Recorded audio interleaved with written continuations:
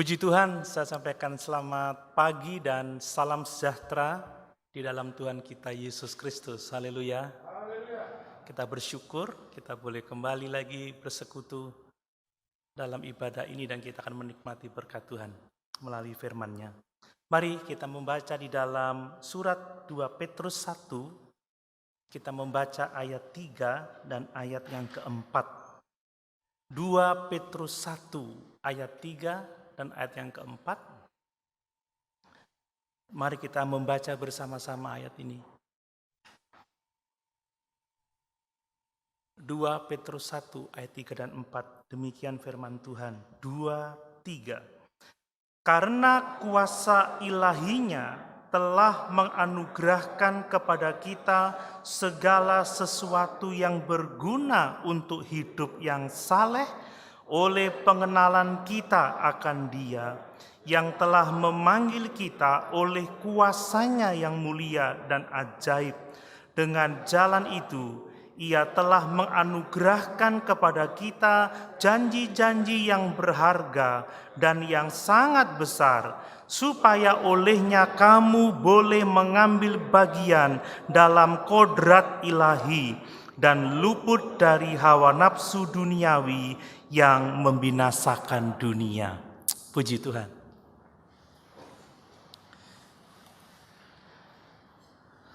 Bapak Ibu Saudara sekalian, hidup ini seringkali menjadi sukar, ya.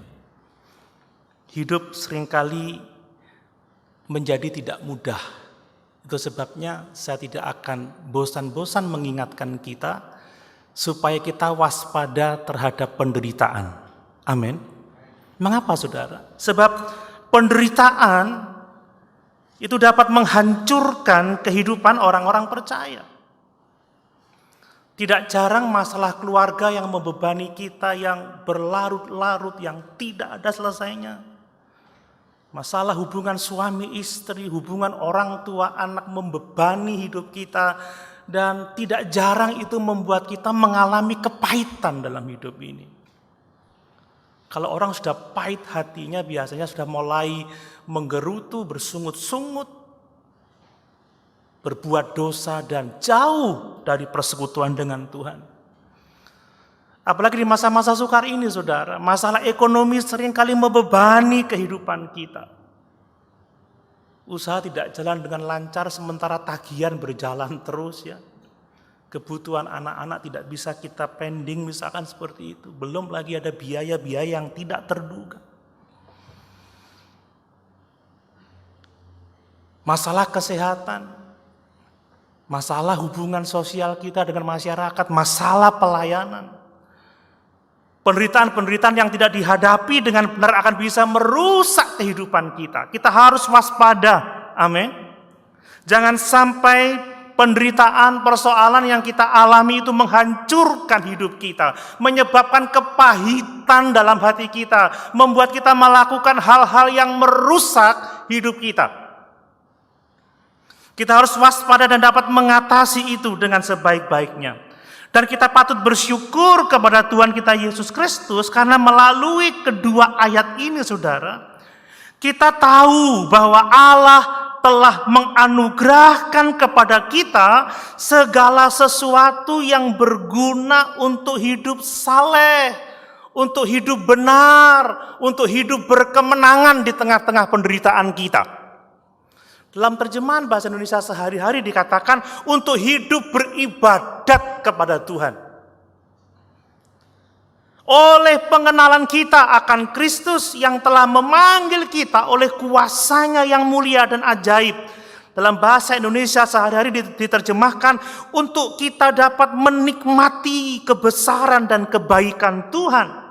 Sehingga kita dapat menerima kodrat ilahi atau sifat-sifat ilahi dan terlepas dari keinginan-keinginan jahat atau hawa nafsu dunia yang membinasakan dunia atau yang merusak dunia. Dengan kata lain saudara, kita memiliki semua yang kita butuhkan untuk menang atas penderitaan kita. Amin. Kita tidak perlu menjadi orang-orang yang mengalami kepahitan dalam hidup. Dikuasai oleh nafsu dunia, oleh keinginan-keinginan jahat yang disebabkan oleh penderitaan yang begitu berat menekan hidup kita. Dan Yesus adalah sumber yang akan menguatkan kita itu. Amin, saudara. Yesuslah yang kita butuhkan dan Dia adalah sumber yang cukup bagi kita untuk kita berkemenangan di tengah-tengah persoalan hidup yang kita hadapi. Saya tahu semuanya menghadapi penderitaan. Ya kalau di gedung gereja ini semua tampak tidak bermasalah gitu ya. Tiba pulang ke rumah berurusan lagi dengan anggota keluarga yang sulit mungkin, di pekerjaan berurusan dengan tantangan karena pandemi ini, di pelayanan ada banyak hal yang perlu dihadapi. Belum lagi kesehatan kita. Tadi saya baru masuk di TEM 37,1. Hah? Yang benar. Ulang. Diulang 36,8. 9. Belum 37. Kan gitu, saudara. Kalau 37,7 pulang saya, saudara. Sebab aturan gereja ini 37,5 harus pulang.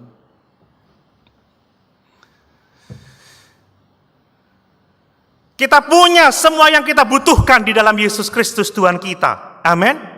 Kenapa? Karena di dalam Kristus kita telah menerima hal-hal rohani yang kita butuhkan untuk hidup berkemenangan. Kita punya sumber yang cukup di dalam Tuhan. Kita tidak harus kalah dengan segala macam penderitaan. Kita dapat menikmati kebesaran dan kebaikan Tuhan sehingga kita kuat menghadapi hidup ini. Sekali lagi saya mau katakan, Kristus cukup bagi kita. Amin. Bahkan Dia segala-galanya bagi kita. Kita tidak membutuhkan hal-hal yang lain selain Kristus. Kita tidak membutuhkan hal-hal yang lain selain firman Allah. Dunia menawarkan filsafat, dunia menawarkan psikologi dan cara-cara yang lain. Tapi kita hanya butuh Yesus untuk menang dalam kehidupan ini. Saya suka pujian lama itu. Hanya ku bisa lari kepada Yesus. Amin. Kita nggak usah lari pada dunia. Ya, berbahagialah orang yang tidak duduk dalam kumpulan pencemooh, yang tidak berjalan menurut nasihat orang fasik, tetapi yang kesukaannya ialah firman Tuhan. Ini memberi nasihat yang kuat bagi kita untuk menang dalam kehidupan ini. Kita semua bergumul, tapi kita mempunyai Tuhan yang cukup bagi kita. Perhatikan bagaimana firman Allah itu cukup bagi kita.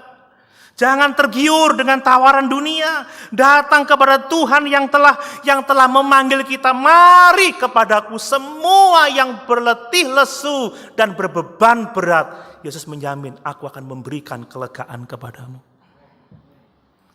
Dalam pergumulan saya Kak Evi kalau telepon saya, Don ojo stres ya Don, ojo stres ya. Ya sakjane stres tapi gak tega hati ngomong, ya aku stres. Tapi kalau stres saudara, ada Yesus yang tangannya terbuka untuk kita. Ada kelegaan. Kata Paulus, jangan kamu khawatir tentang apapun juga. Orang khawatir pasti stres, kalau stres gak tertangani depresi saudara. Kalau khawatir berdoa, lebih banyak berdoa. Lebih banyak khawatir, lebih banyak berdoa. Berdoa dengan permohonan dan ucapan syukur. Saya tahu tidak semua orang merespon baik saya. Dan itu membuat saya stres dulu kadang-kadang. Tapi dengan datang kepada Tuhan kita punya semua yang kita butuhkan untuk berkemenangan dalam hidup ini. Amin saudara. Datang kepada Tuhan untuk semua persoalan hidup kita. Melalui apa? Melalui doa, permohonan dan ucapan syukur. Melalui ketaatan kita kepada firman Allah dan melalui persekutuan kita dengan Yesus Kristus melalui Roh-Nya yang kudus. Saudara tidak perlu hal-hal yang lain, cari orang pintar, cari orang hebat yang bisa memberi nasihat. Hanya ku bisa lari kepada Yesus. Amin.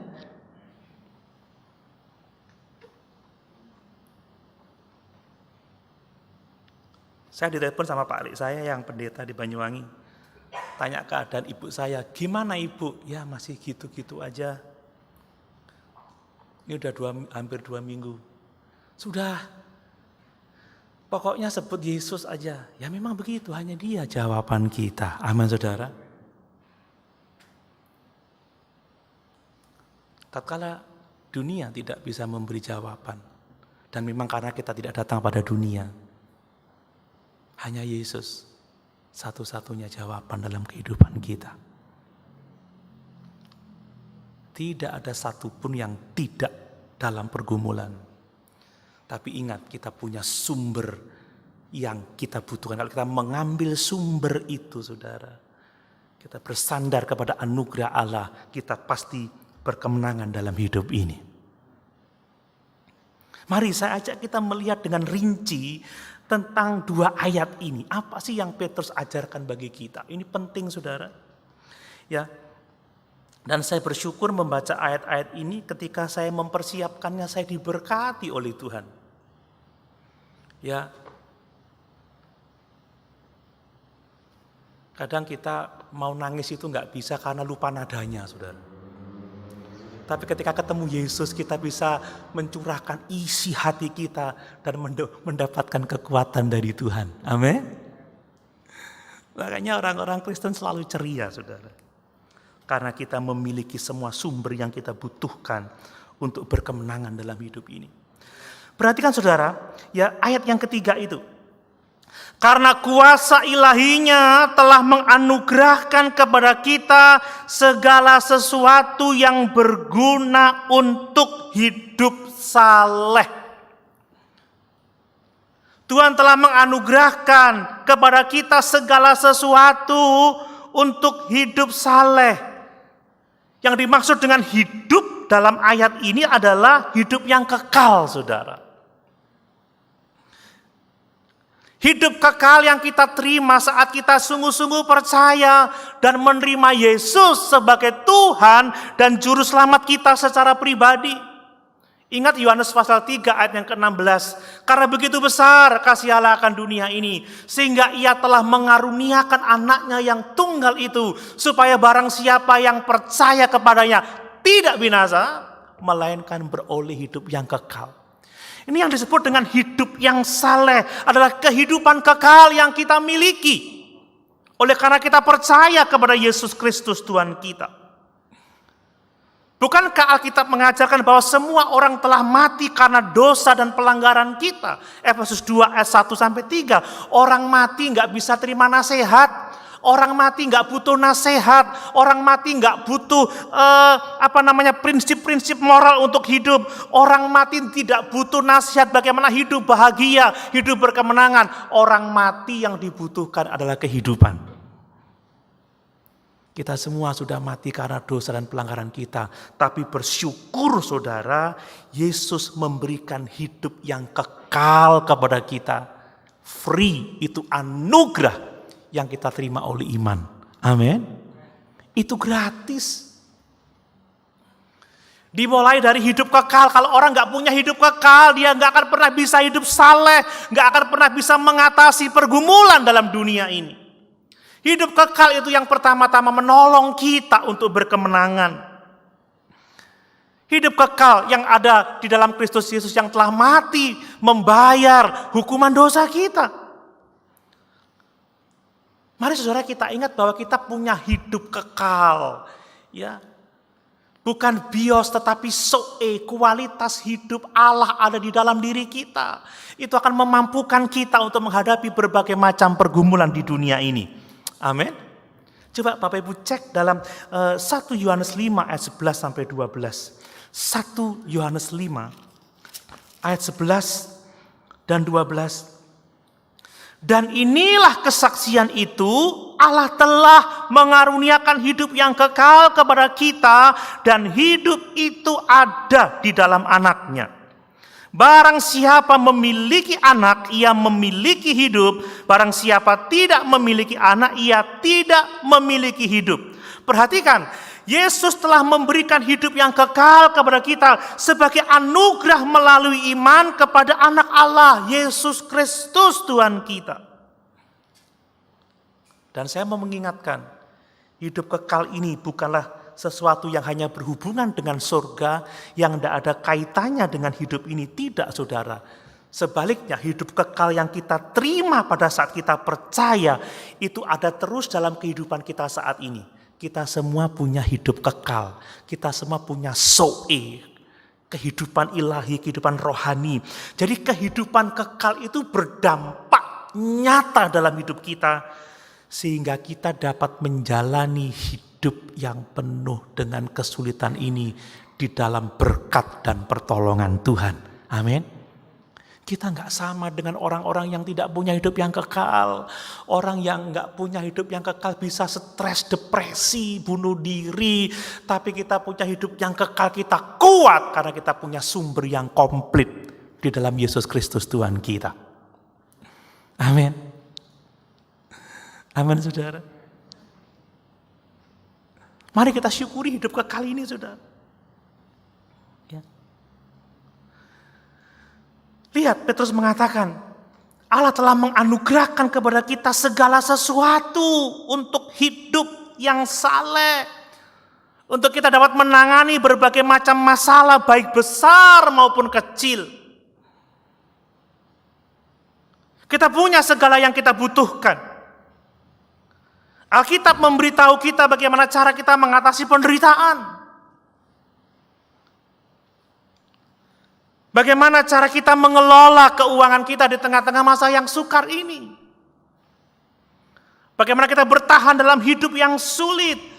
Memberikan perintah bagaimana kita mengatasi masalah-masalah emosi yang menyakiti hidup kita. Firman Allah mengajarkan kita tentang bagaimana kita mendapatkan kebijaksanaan hikmat untuk mengambil keputusan-keputusan etis yang sangat penting dalam hidup ini. Firman Allah cukup bagi kita. Allah menyediakan semua yang kita butuhkan di dalam Kristus Yesus Tuhan kita. Saudara, Alkitab banyak mengungkapkan betapa Allah sudah memberikan semua yang kita butuhkan untuk kita berkemenangan dalam hidup ini. Amin, saudara. Makanya kalau sampai orang Kristen itu stres, depresi, aku tidak kuat, semati ae, itu berarti tidak sadar kalau dia punya sumber yang hebat atau mungkin dia tidak punya hidup yang kekal. Amin, saudara. Berat-beratnya kita itu kita seperti Paulus. Segala perkara dapat kutanggung di dalam Dia yang memberikan kekuatan kepadaku. Amin.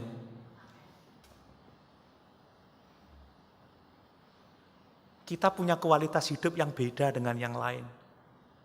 Yang lain boleh, tapi kita tetap senyum. Sekalipun pakai masker yang tebal, tarikan mata orang senyum itu kelihatan loh, saudara. Lihat kan bedakan begini, naik, saudara. Amin. Ini pipi-pipinya kenceng karena senyum.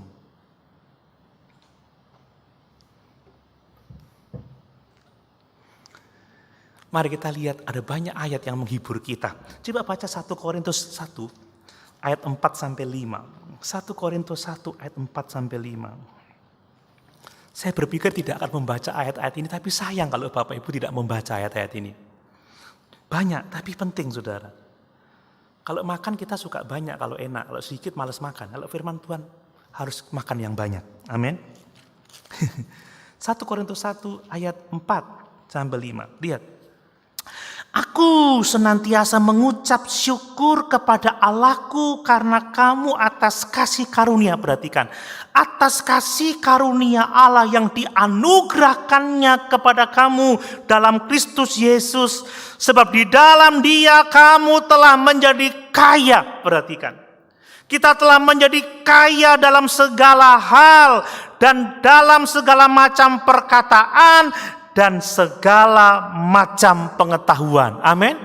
Kita kaya dengan hikmat Allah, kita kaya dengan anugerah Allah, sehingga dengan kekayaan itu kita sanggup menghadapi hidup yang penuh dengan kesukaran ini. Jangan lupa kita punya segala yang kita butuhkan di dalam Tuhan. Kita nggak boleh cengeng, amin, saudara. Kita harus seperti Paulus waktu ditempa, dihajar oleh penderitaan, kita berkata, hei, kita angkat kepala kita. Aku dapat menanggung semuanya ini karena Yesus telah memberikan aku anugerah. Aku kaya dalam segala hal yang aku butuhkan untuk itu semuanya. Sekarang tegaklah kepalaku, kata pemazmur. Kita tidak tertunduk, malu dan kalah. Kita tegak sebab kita punya anugerah, hikmat pengetahuan untuk menjalani hidup ini. Jangan jemaat layu karena persoalan-persoalan. Jangan jemaat lemah. Akhirnya, wes gak gereja-gerejaan, gak Tuhan-Tuhanan. Ya wes, selamat menikmati penderitaan kekal begitu. Banyak orang yang putus asa seperti itu. Akhirnya pahit. Tapi kalau kita ingat kita punya sumber ini, kita luar biasa diberkati oleh Tuhan. 1 Korintus 1 ayat yang ke-30. Dalam pasal yang sama, perhatikan itu saudara. Ya. Tetapi oleh Dia kamu berada di dalam Kristus Yesus. Bayangkan, berada di dalam Kristus Yesus yang oleh Allah telah menjadi hikmat bagi kita. Ia membenarkan dan menguduskan dan menebus kita. Kita ada di dalam Kristus Yesus. Ini persekutuan yang sangat luar biasa. Dan dia menjadi hikmat bagi kita untuk menjalani hidup ini. Kita punya semuanya. 2 Korintus 9 ayat yang ke-8. Mari kita lihat ayat-ayat itu. 2 Korintus 9 ayat yang ke-8. Dan Allah sanggup melimpahkan segala kasih karunia kepada kamu, supaya kamu senantiasa berkecukupan di dalam segala sesuatu, dan malah berkelebihan di dalam pelbagai kebajikan. Amin. Kita ini berkecukupan dalam segala sesuatu, kita harus menyadari itu. Tinggal kita datang saja kepada Yesus. Dan dia tidak pernah berdusta. Dia pasti menepati janjinya. Amin.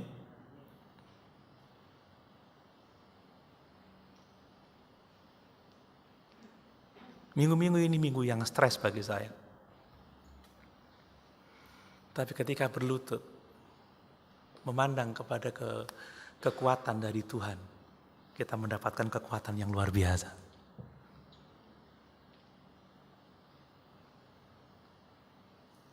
Mungkin akan ada beberapa bulan kondisi ini belum membaik. Tapi di dalam Tuhan kita mempunyai semua yang kita butuhkan untuk berkemenangan. Amin, saudara. Efesus 1 ayat yang ketiga. Efesus 1 ayat yang ketiga.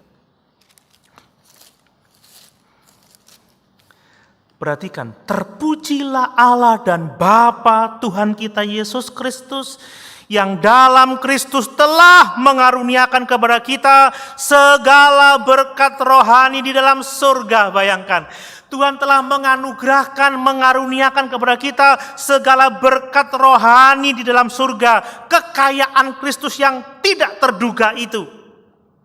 Kasih Tuhan yang melampaui segala pengetahuan. Kita dipenuhi di dalam Kristus. Kita diperlengkapi untuk setiap pekerjaan baik.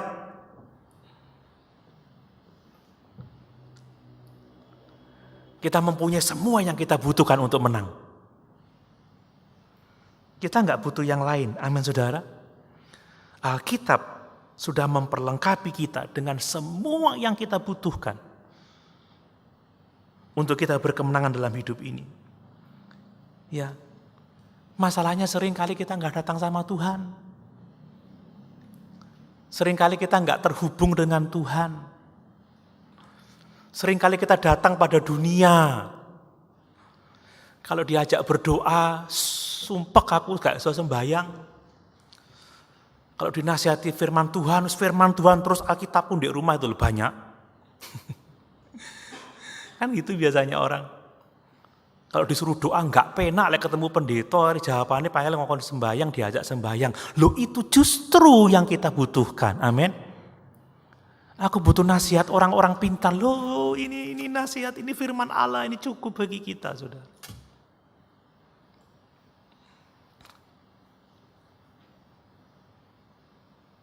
Makanya kita nggak akan bosan-bosan membaca Alkitab dan mendengarkan firman Tuhan.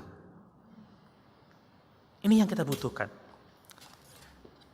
Ya, kita mempunyai segala sesuatu yang kita butuhkan. Dan Petrus tidak mengatakan bahwa Tuhan memberi kita segala sesuatu yang berkenaan dengan hidup kekal saja, tetapi juga melalui hidup yang kekal itu kita dapat menjalani hidup yang beribadat kepada Tuhan. Kita dapat menjalani hidup dalam kesalehan, saudara. Kenapa? Kesalehan tidak dapat dipisahkan dari hidup yang kekal. Orang yang tidak dihidupkan kembali, yang tidak dilahirkan kembali oleh air dan firman, kita tidak akan dapat hidup dalam kebenaran. Hanya orang-orang yang lahir kembali yang bisa hidup dalam kesalehan. Dan kita telah dilahirkan kembali. Kita punya kehidupan yang kekal. Dan kalau kita punya kehidupan yang kekal, kita akan dapat bertumbuh di dalam kesalehan. Amin, saudara. Jadi kalau orang mengaku Kristen tapi hidupnya acak-acakan, awur-awuran, orang Jerman bilang nggak genah, saudara. Jangan-jangan dia belum punya hidup yang kekal. Jangan-jangan dia belum dilahirkan kembali. Memang dia mengaku Kristen, dia ada di gereja, ikut nyanyi, ikut melayani, tapi nggak terkonek dengan Yesus. Kalau kita memiliki hidup yang kekal, kita dapat bertumbuh dalam kesalehan itu. Saya heran, saudara, ya. Mengenai jemaat biasa, yang pelayan Tuhan, yang sudah sekolahan Alkitab, mungkin sudah gelarnya berjentrek-jentrek ke belakang, tapi nggak saleh, saudara. Ngamuan, mutung kan begitu, saudara. Pahit hatinya, nggak bisa mengampuni, bisa membuka diri untuk kebenaran. Ya memang kita tidak akan mungkin mencapai kesempurnaan dalam hidup ini, tapi dengan hidup yang kekal setidaknya kita bertumbuh dalam kita mengasihi Tuhan dan mengasihi sesama kita. Amin. Ada kesalehan dalam hidup ini. Kalau nanti kita akan belajar pada pasal yang kedua, nabi-nabi palsu itu, saudara, mengaku mengenal Tuhan, tapi dengan perbuatannya dia menyangkal imannya. Orang itu sebenarnya imannya benar atau tidak itu kelihatan dari perbuatannya. Coba lihat Titus 1 ayat yang ke-16. Titus 1 ayat yang ke-16. Mereka mengaku mengenal Allah, tetapi dengan perbuatan mereka menyangkal Dia. Mereka keji dan durhaka dan tidak sanggup berbuat sesuatu yang baik. Orang yang mengaku Kristen, mengaku pengikut Kristus, tetapi tidak sanggup melakukan yang baik, tidak bisa memaafkan, tidak bisa berdamai, tidak bisa ramah, tidak bisa sabar. Jangan-jangan dia tidak mempunyai hubungan yang benar dengan Tuhan. Amin. Nabi-nabi palsu itu mengaku mengenal Allah, tetapi perbuatan mereka jahat, menyangkal pengakuannya. Kita berbuat baik tidak untuk masuk surga, tapi kita berbuat baik sebagai bukti bahwa kita benar-benar mengenal Allah. Barang siapa mengaku mengenal Allah tetapi membenci saudaranya, dia masih hidup di dalam kegelapan. Amin. Yang berikutnya, saudara, Allah itu menganugerahkan segala sesuatu yang berguna untuk hidup saleh itu melalui kuasa ilahinya. Perhatikan itu, melalui kuasa ilahinya. Saya baca lagi 1 Petrus 1 ayat yang ketiga. Karena kuasa ilahinya telah menganugerahkan kepada kita segala sesuatu yang berguna untuk hidup yang saleh. Karena kuasa ilahinya, itu sebabnya kita nggak membicarakan prinsip-prinsip atau teknik-teknik dunia untuk mengatasi persoalan hidup. Tidak, Petrus berbicara mengenai kebutuhan akan kuasa ilahi. Kebutuhan akan pertolongan Tuhan. Dan dia berbicara tentang kuasa Yesus yang hanya Kuasa Yesus yang sanggup menolong kita. Amin, saudara. Kita nggak perlu teknik-teknik, ya sekolah kepribadian lah, sekolah karakter lah. Kita butuh firman. Amin, saudara. Kita butuh kuasa ilahi, saudara, untuk menolong kita berkemenangan dalam hidup ini.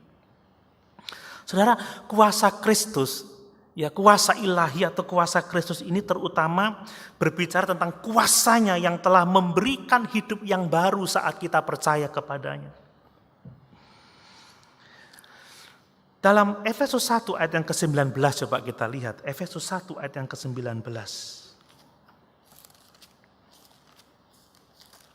Efesus 1 ayat yang ke-19. Dan betapa hebatnya kuasanya bagi kita yang percaya sesuai dengan kekuatan kuasanya. Ayat yang ke-20 saudara.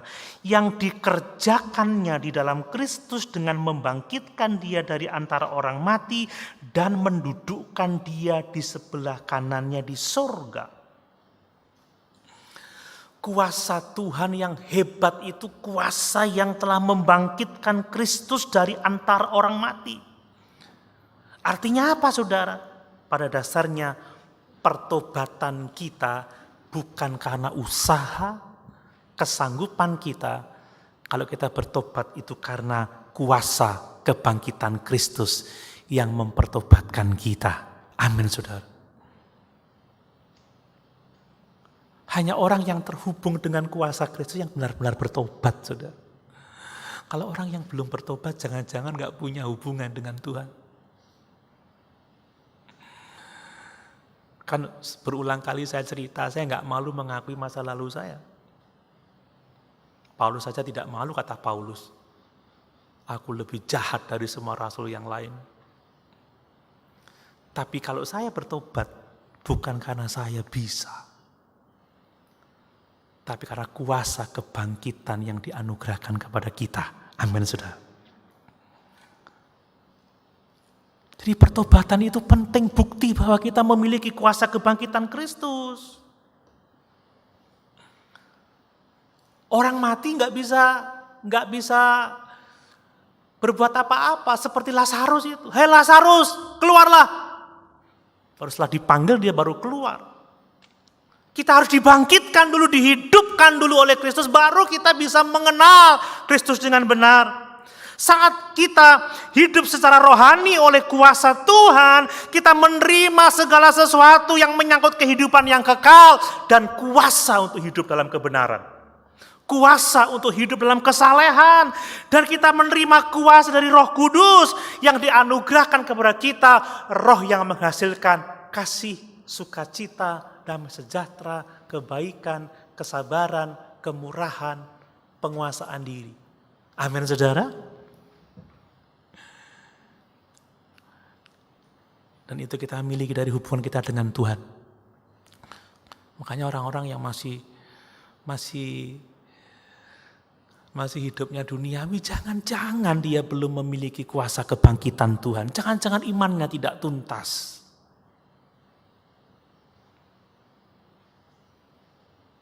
Karena sesungguhnya kita mempunyai sumber yang kita butuhkan untuk hidup berkemenangan. Amin. Kemudian saudara, apa yang perlu kita lihat? Bahwa Allah menganugerahkan segala sesuatu yang berhubungan dengan kehidupan yang kekal itu, atau hidup dalam kesalehan itu, melalui pengenalan tentang Kristus yang memanggil kita oleh kuasanya yang mulia dan ajaib itu. Amin. Oleh pengenalan kita dan pemanggilan Tuhan atas kita. Yesus yang memanggil kita. Yang disebut yang memanggil kita, dia yang memanggil kita adalah Kristus. Karena di dalam Lukas pasal 5 ayat yang ke-32 dikatakan, aku datang bukan untuk memanggil orang yang benar, tetapi orang berdosa supaya mereka bertobat. Yesus yang memanggil kita. Dengan kuasanya yang mulia dan yang ajaib. Itu bicara tentang apa? Tentang keagungan Kristus, karakter Kristus, keindahan Kristus, kesempurnaan Kristus. Itu yang menarik kita untuk datang kepadanya. Kita akan benar-benar mengenal Yesus tatkala kita menerima panggilan Allah. Kita dikeluarkan dari dalam kegelapan menuju terangnya yang ajaib. Injil adalah cara Allah menyelamatkan kita. Allah memanggil kita melalui Injil. Dan kalau kita menerima Injil, itu akan menghasilkan keselamatan dalam hidup kita. Injil adalah kekuatan Allah yang menyelamatkan setiap orang yang percaya kepadanya. Yesus memanggil kita dengan kuasanya yang mulia dan yang ajaib. Melalui Injilnya, dia membuka mata kita sehingga kita melihat kemuliaan Yesus. Amin, saudara. Kalau orang bisa melihat kemuliaan Yesus, semua akan datang kepada Yesus.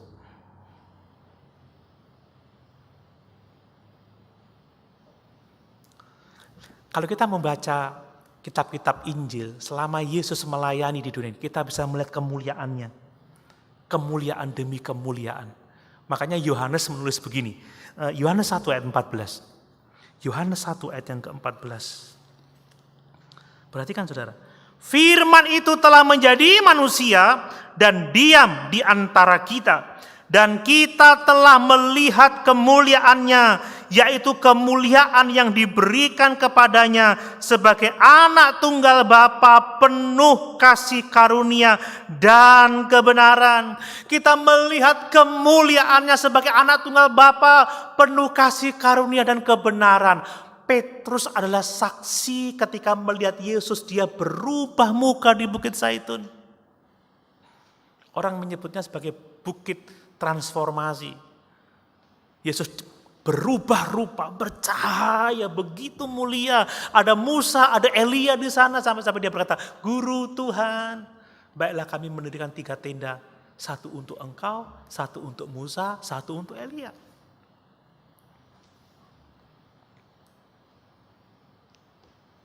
Yesus kita, Yesus yang mulia.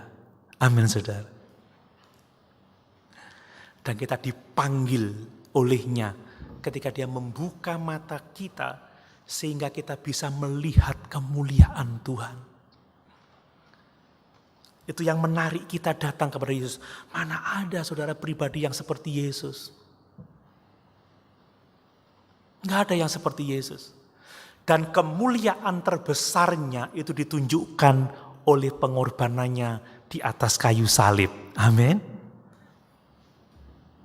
Salib menunjukkan kemuliaan Kristus, menunjukkan keagungan Kristus. Dia yang tidak berdosa telah dijadikan dosa karena kita. Dia menanggung rasa malu, menanggung penderitaan, mati dengan sangat menggenaskan. Untuk pengampunan dosa umat manusia, dia dikuburkan tetapi dibangkitkan untuk memberikan kehidupan yang kekal bagi setiap orang yang percaya kepadanya. Mana ada orang yang mau mati buat saya? Bapak Ibu mau mati buat saya? Pak Yosef aja belum tentu mau. Tapi Yesus mau mati buat kita. Kita yang memusuhi Tuhan, kita yang menjadi seterunya Tuhan, kita yang membelakangi Tuhan. Saya jatuh cinta pada Kristus. Enggak ada di dunia yang dikasih seperti Tuhan yang mau mengorbankan nyawanya. Amin, saudara. Takkan ada lagi kasih seperti ini. Amin. Yang telah memberikan nyawanya bagi kita. Tidak ada kasih yang lebih besar daripada seorang sahabat yang memberikan nyawanya kepada kita. Saudara, Injil membawa kita kepada Yesus. Dan saya mau memuliakan Yesus supaya kita semua bertekuk lutut oleh karena kemuliaannya yang besar itu. Amin. Saya nggak berusaha mengarahkan orang kepada diri saya, tidak. Saya membawa orang kepada Yesus. Menunjukkan kemuliaannya supaya dia terkagum-kagum dan menyembah Yesus. Salib adalah kemuliaan terbesar Yesus. Kenapa? Sebab di saliblah kita memandang kasih dan keadilan Tuhan yang bersatu dengan sempurna. Saudara, jangan berpikir Tuhan tidak adil dengan kehidupan ini. Kalau kita susah, kalau kita menderita, jangan berpikir Tuhan tidak memegang kendali. Jangan berpikir Tuhan tidak adil. Tuhan sudah menunjukkan keadilannya bagi kita, kasih-Nya bagi kita saat Dia menderita di atas kayu salib bagi kita. Amin. Kadang beraninya kita ngomong hanya karena persoalan rumah tangga, bisnis. Oh, Tuhan gak adil. Di mana Tuhan ketika saya dalam pergumulan ini? Waktu kita masih berdosa, Dia sudah menunjukkan kasih dan keadilan Tuhan di atas kayu salib. Saudara, orang tua pasti tersinggung, sakit hatinya ketika anaknya bilang, "Papa jahat." Loh, selama ini kamu hidup dari mana? Kan begitu, saudara.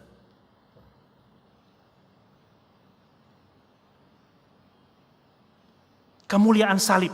Dan di kayu salib itu kita melihat kebajikan Tuhan. Ia yang tidak berdosa. Dia yang tidak pernah berbuat jahat. Coba 1 Petrus 2 ayat 22 sampai 23. 1 Petrus 2 ayat 22 dan 23.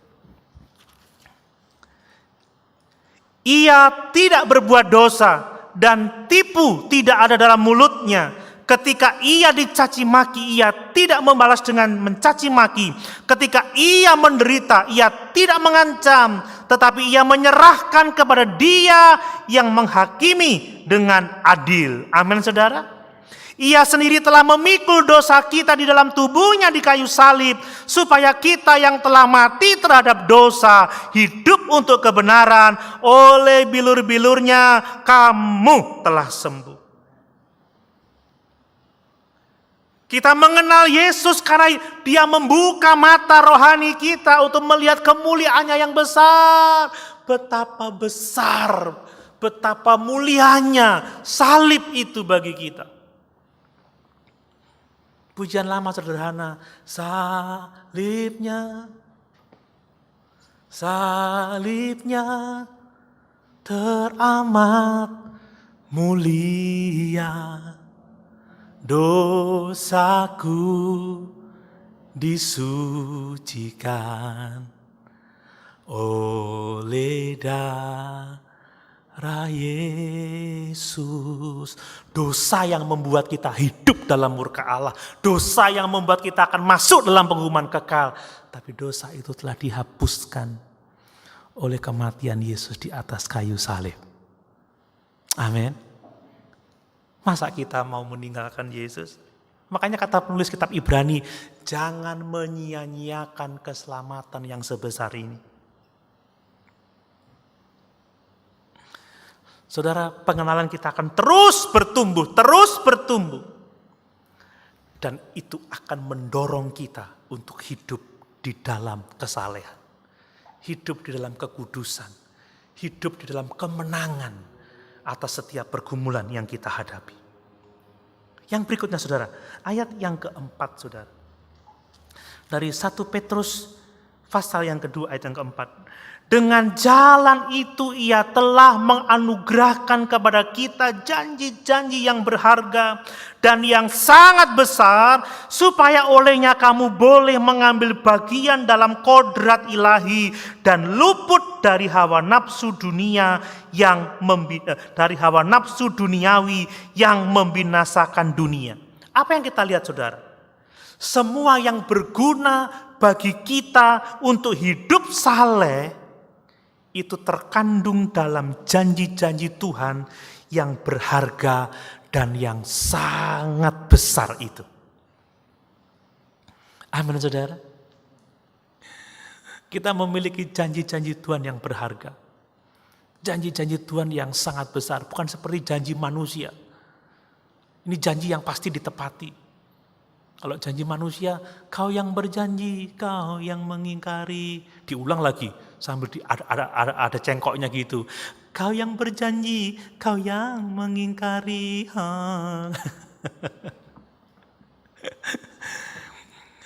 Iya kan? Maskernya jatuh kan karena ketawa.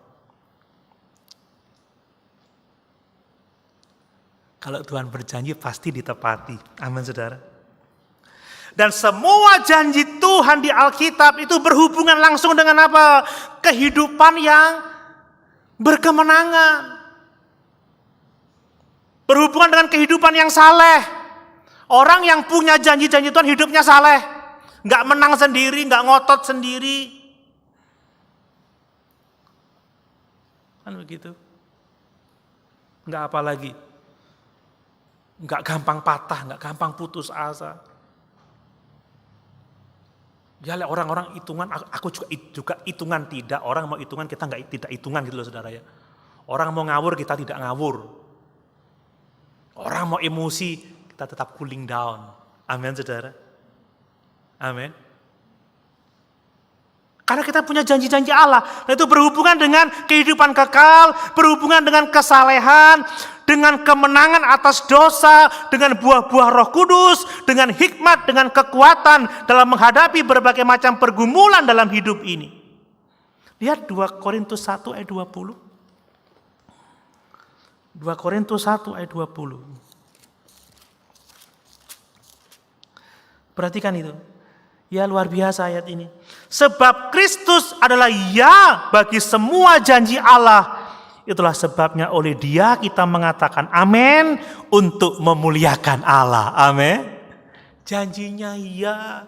Kita akan benar-benar, kita sudah memiliki hidup yang kekal dan kita akan benar-benar dapat hidup dalam kesalehan, menang atas dosa, menang atas pergumulan, menang atas pencobaan, mengalami damai sejahtera yang Tuhan sediakan bagi kita.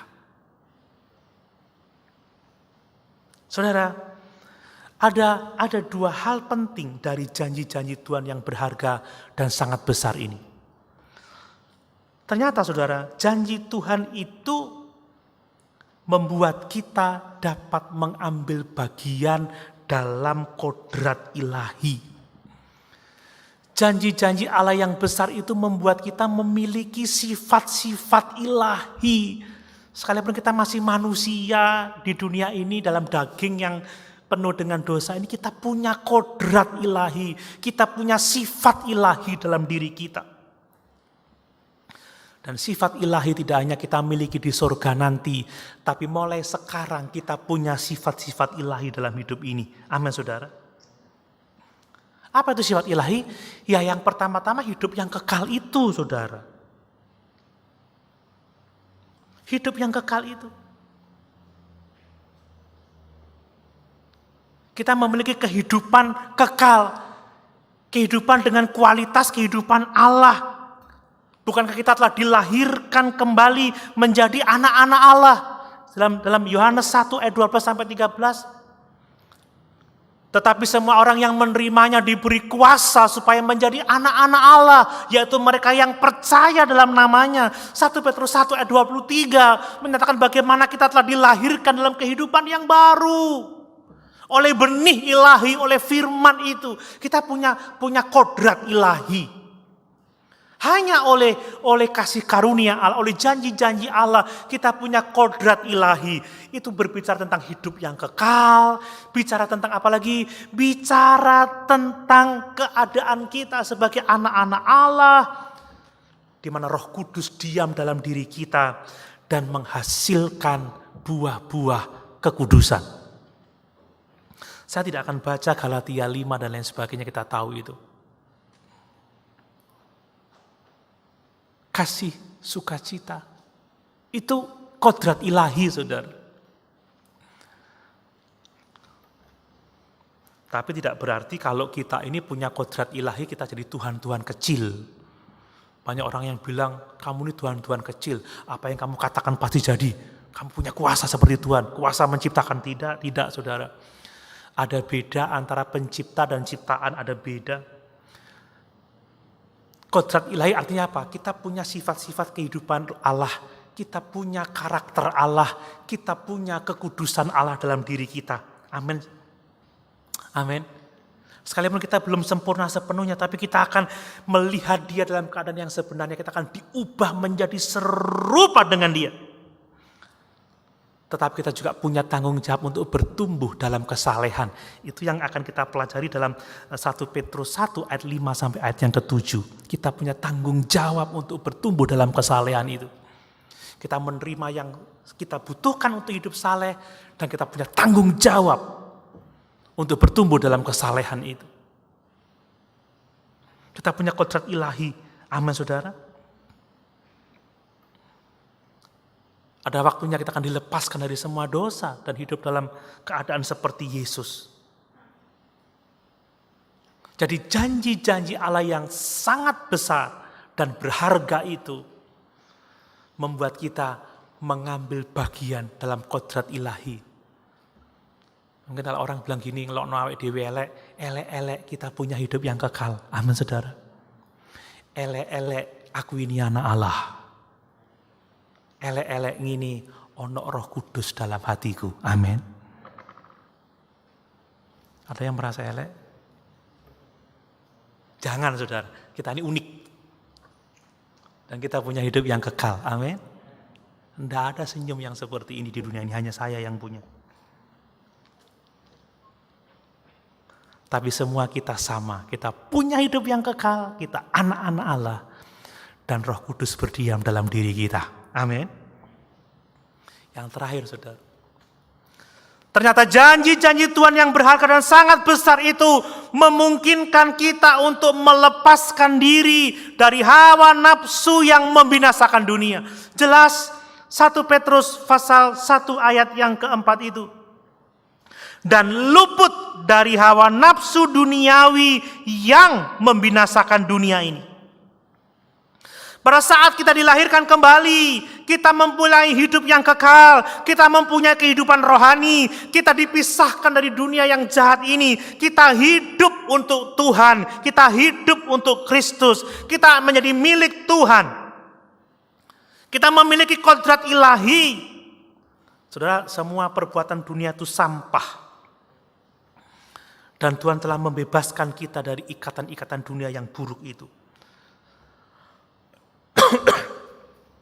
Tapi apa maksudnya lepas? Atau luput dari hawa nafsu duniawi? Apakah benar-benar kita akan lepas luput dari hawa nafsu itu? Tidak, saudara. Sebelum kita sampai di surga, kita masih harus berjuang dengan hal-hal itu. Amin. Saya juga dicobai, saudara, untuk marah gitu, ya.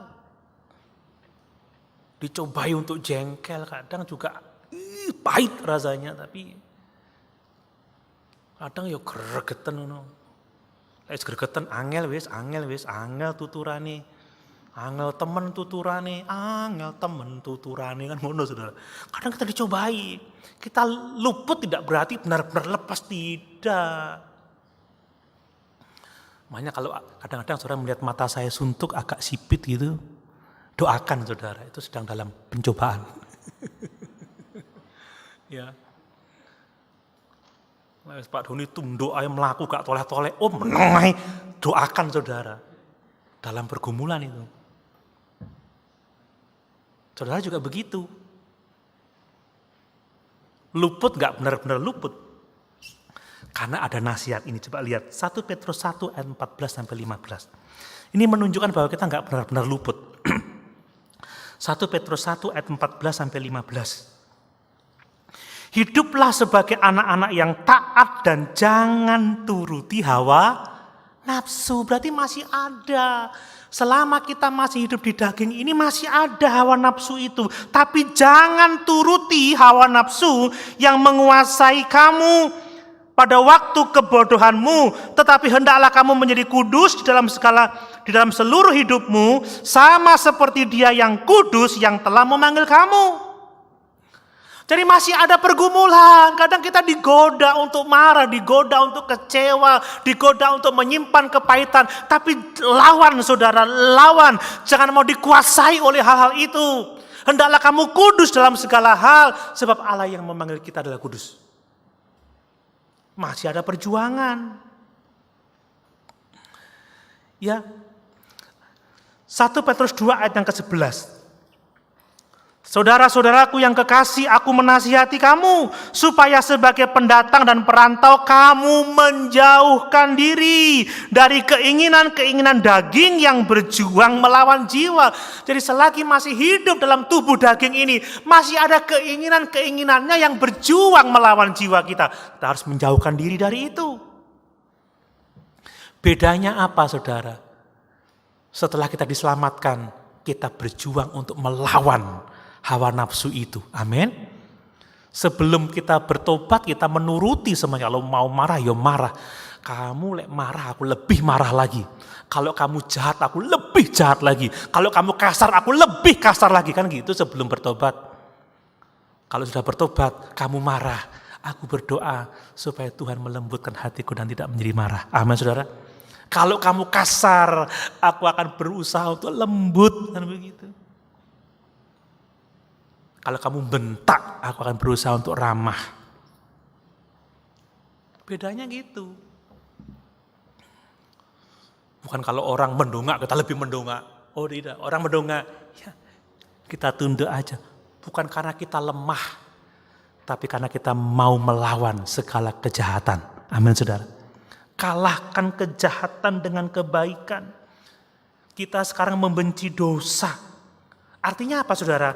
Itu sudah tetapi belum. Kita udah diselamatkan, dipisahkan dari dunia, tetapi kita masih belum benar-benar bebas dari daging ini yang mencobai kita. Kita harus berjuang untuk melawannya. Sementara kita harus melawan hawa nafsu selama kita hidup di dunia ini. Nanti baru setelah di surga, kita akan sempurna sama seperti Yesus yang adalah sempurna. Amin. Setiap kita mempunyai semua yang kita butuhkan untuk hidup saleh, untuk hidup berkemenangan. Kita punya semua janji-janji Allah, sehingga kita punya kodrat ilahi, dan kita dapat luput dari hawa nafsu dunia yang membinasakan itu. Kalau kita masih terus saja kalah terhadap dosa, mari kita introspeksi diri. Apakah kita sudah mengambil sumber itu untuk membuat kita kuat dan menang? Atau jangan-jangan kita nggak punya hubungan dengan Tuhan? Mari melekat pada Yesus, amin, saudara. Kita punya semua yang kita butuhkan untuk hidup berkemenangan. Masalah boleh banyak, tapi segala perkara dapat kita tanggung di dalam Dia yang memberi kekuatan kepada kita. Amin. Mari sama-sama kita